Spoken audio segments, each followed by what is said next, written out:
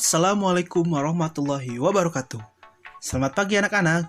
Kita lanjutkan pembelajaran selanjutnya di subtema 2, keunikan daerah tempat tinggalku, pembelajaran 5 dan 6. Tujuan pembelajaran hari ini, yang pertama, melalui pengamatan, siswa mampu menentukan peran suatu tokoh dengan benar. Yang kedua, melalui penugasan, siswa mampu memperagakan gerak tari dengan benar. Kita mulai di pembelajaran yang pertama. Nah, anak-anak, di sini Bapak meminta anak-anak untuk membaca sebuah cerita yang berjudul Terjadinya Selat Bali di modul ya, yang sudah Bapak kirimkan di grup.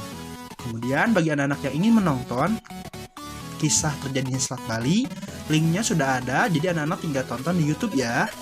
Nah, di sini Bapak ingin mengingatkan kembali, anak-anak pasti sudah hafal, ketika sudah membaca, pasti anak-anak tahu siapa tokoh yang ada di dalam cerita Terjadinya Selat Bali.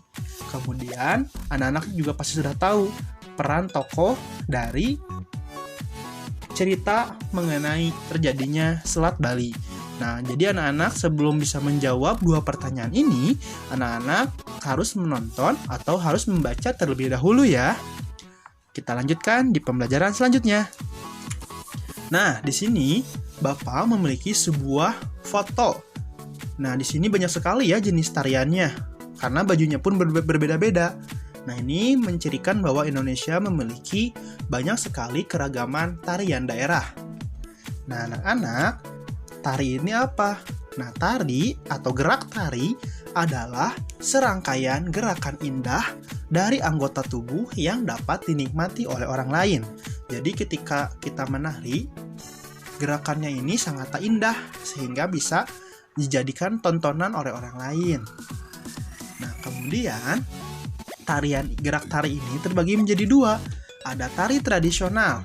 Tari tradisional adalah tarian yang telah mengalami perjalanan sejarah yang cukup lama. Nah, contoh dari tarian tradisional adalah seperti tari serimpi, sangopati, dan tari gamyong dari Jawa Tengah. Nah, yang kedua yaitu tari kreasi baru.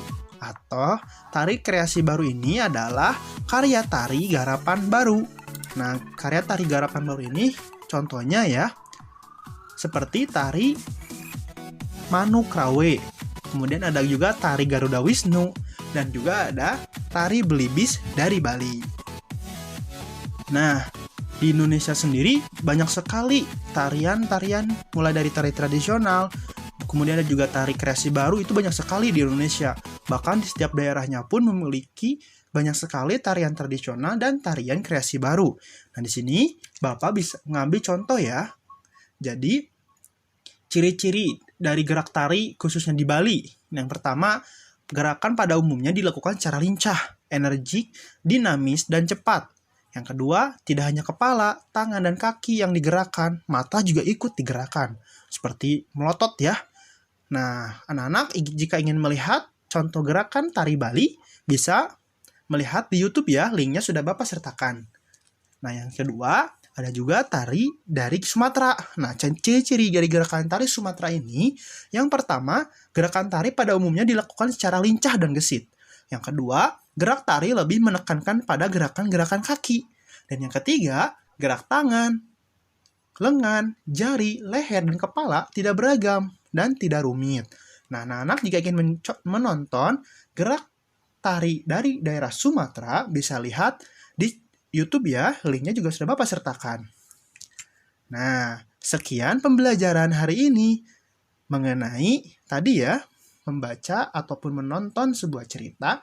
Yang kedua, mengenai gerak tari. Kita lanjutkan di pembelajaran selanjutnya di esok hari. Assalamualaikum warahmatullahi wabarakatuh. Sampai bertemu di pembelajaran selanjutnya.